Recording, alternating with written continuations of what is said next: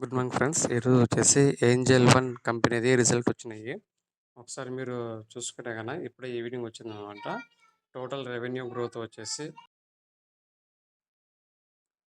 Total result చూసుకుంటే గన total revenue వచ్చేసి క్వార్టర్ ఆన్ క్వార్టర్ 8% చేంజ్ అయింది. బట్ ఇయర్ ఆన్ ఇయర్ వచ్చేసి 18.9 డిప్ కావడం జరిగింది.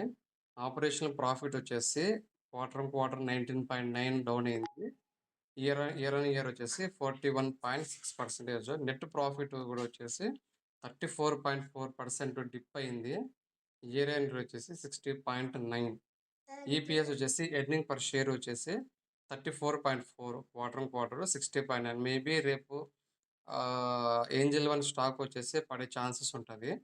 ఎవరన్నా ఎఫ్ఎన్ఓ ఫ్యూచర్ హోల్డింగ్ చేసేటోళ్ళు కొంచెం చూసుకొని వాళ్ళ పొజిషన్స్ షిఫ్ట్ చేసుకోవడం చాలా బెటర్. లేదంటే ప్రాబ్లం అవుతుంది, రెవెన్యూ లాస్ అవుతుంది.